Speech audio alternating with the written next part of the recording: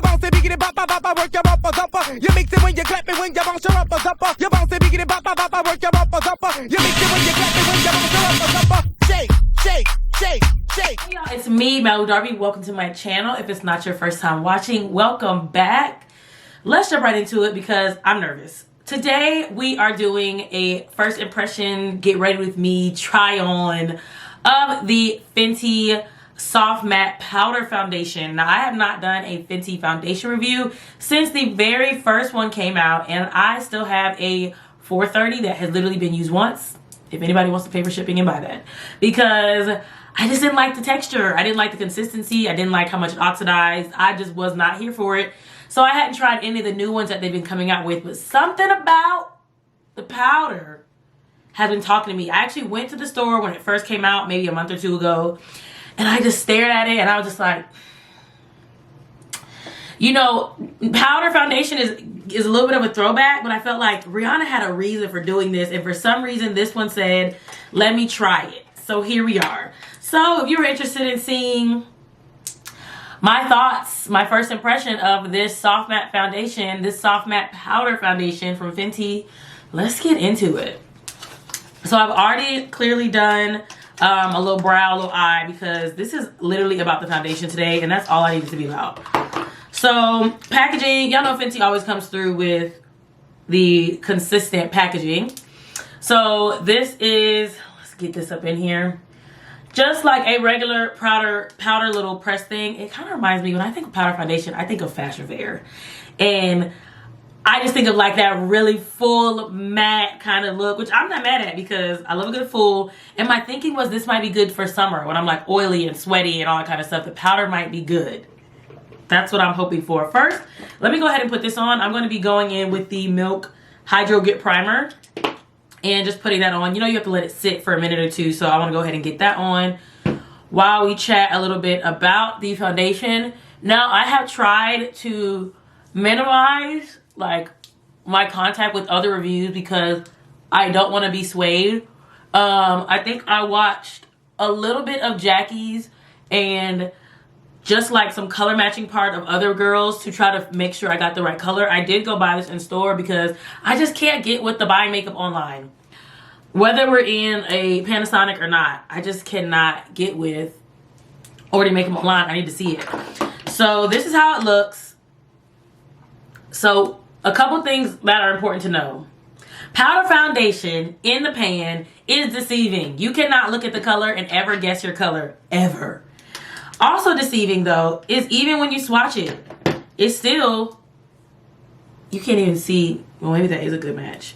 Well, I swatched like a bunch in person and you still can't really tell the true color that's going to be on your face. When I was in Sephora swatching, one of the girls who worked there, black girl, walked by, she was like, sis, these dry down really dark, so this is not a good way for you to tell. So I swatched a few colors on my face. I was torn between 410 and 420 as my final shade. I do know a lot of people, if you already have one of their foundations, I know a lot of people are saying that it is not comparable to the powder. So just because you are a 430 in the liquid does not mean you'll be 430 in the powder. So I say definitely test it and try because you never know. Honestly, 410 and 420, and I did notice this in reviews, look like the same color. Like I was just staring at it like this looks very similar. I had 430, which was a little dark, might be my summer shade. I don't know, I just went with this one because I know the other one oxidized and got so much darker. So I just went with this one because if it's too light, I can always edit. If it's too dark, I'm kind of like stuck. So again, this is the packaging. Again, they say it dries down darker, so don't look at that. For color reference, it does come with a little sponge. That's cute. Let me see if you can, everything is so reflective. It comes with a little sponge. Maybe I would use that for like touch-ups. I'm not going to use that to apply. What you want to use to apply powder foundations is either going to be, if you want like a lighter look, you can do like a fluffier brush. Something that's kind of going to put it on more like a powder. I am going to go for one of my Morphe brushes, something that is dense. I think this might be a little too dense. Might really be like packing it on. Fabulous Funeral is my favorite style. I think I'm going to go for this flat top Kabuki. I'll be honest, I don't have a lot of experience with powder foundation, so we are learning together. So let's go ahead. I'm primed. I'm not going to put powder down before because it's a powder foundation, so I don't need to pre-powder. Flat top brush, shade is 410. This retails for $36, so it's comparable to her other foundations, a lot of other foundations in that range. And I feel like it may last a good bit. So I'm just dabbing it right into there with the flat top. Still not sure, like I said, if this is the best brush to use. But let's just see. Can y'all see that? Let me bring y'all in a little bit. Okay. I'm not mad at her. Let me do my whole face and not just one side. So I'm not mad at the color, first thing. I don't know, we're gonna find out. I don't know how much powder oxidizes in comparison to liquid. I would assume it would be a little less. This is actually, okay. I will say, especially if you saw the first video, this is a much better color match than the liquid was. I want to try this really, really dense brush just to see what that does as far as coverage. No. Honestly, that Morphe brush is probably done for. Okay. So coverage, initial coverage is medium. Because it's covering, but I can still see some skin. I can still tell I'm human. So for everyday foundation, that could be good. It's definitely not like, you're not getting full drag, full beat. But again, everybody doesn't like that all the time. Don't ask me why. Okay. I like it so far, I think. This is feeling like it'll be a good everyday, especially because I think once you get this down, it'll be a lot faster applying and there won't be a lot of blending because it's just powder. I feel like it could be a good everyday foundation. I'm not sure about like I said, full coverage because I'm reapplying it some areas, but I don't want to get the cakey look. Like I said, the like 90s fashion fair super matte. I don't want to go too far into that, but I want to cover my areas too. Okay. I'm scared to keep patting on because I do feel like I'm patting on a lot of product, but I'm like dying for the amount of coverage that I typically would have. Okay, let me just do that. How does this look? Tell me your first thought as far as color and finish. So super matte, like super matte. This is not dewy at all. This has no like reflectiveness.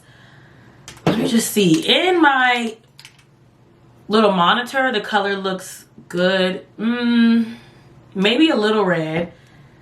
Y'all know I have a problem. I like to keep going, but I know there's gonna be a thin line.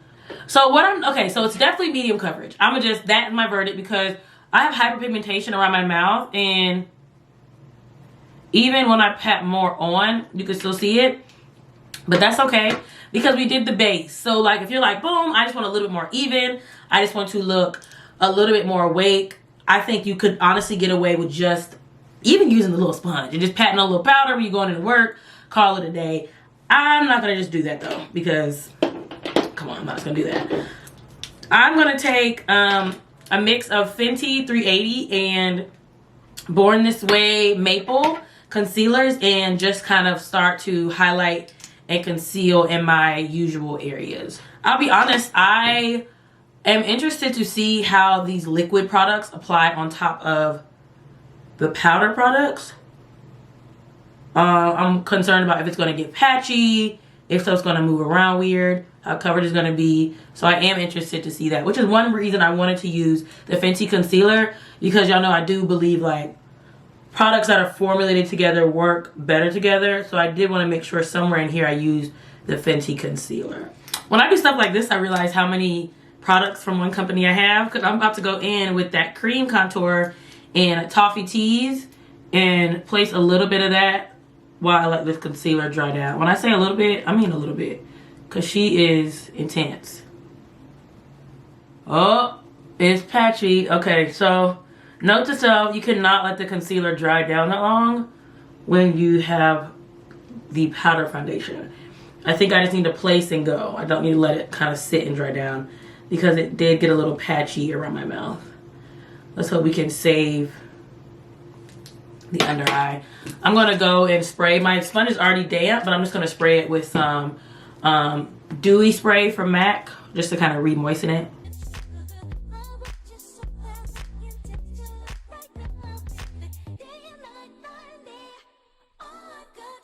So one thing I noticed is you want to make sure you are careful with how damp your sponge is because it is powder and it will pick up. I feel like I'm going to definitely need to spray and like seal this because it's the powder, and I feel like it's naturally going to pick up and transfer a little bit. So I could have went a little easy on the spray on the sponge just to be safe. Okay, I'm going to set my under eye. Actually, let me take a little bit of this foundation because I feel like I did pick up a little bit of foundation over here. I'm gonna blend where I took some foundation away. Even around my mouth a little bit. I'm surprised though, as much as I've reapplied powder, this has not gotten cakey. So that says a lot. Going to set my under eye and my highlighted areas with Sacha Buttercup and Midnight mixed together. That's Midnight Topaz and of course the Sacha Buttercup, what is it, Sunflower? Did I just make that color up? Okay, what I can say is I was worried about it being like too red, and it is not that red. I don't know why. I was just traumatized from the first foundation. I just thought this was gonna come up so red, but it really isn't. I'm just taking the MAC Mineralized Skin Finish in the shade Deep and kind of going over some of the areas just to warm them up a little more. Honestly, probably just have it because I'm putting powder on powder at this point. Then I'm going to go in with NARS Orgasm X, I think it is. It's like another hue of Orgasm. They discontinued my favorite NARS blush, so still on the hunt for a blush. This one's super pink and peachy though, so. I am going to go in also with the CoverGirl Queen Collection. Y'all know the OG Ebony bronzer. And I'm going to just put that here just to kind of bring that in a little bit more. Let's see. Face is looking good. Gonna do a little lip combo using Mented and Beauty Bakery. I can link those lip shades below.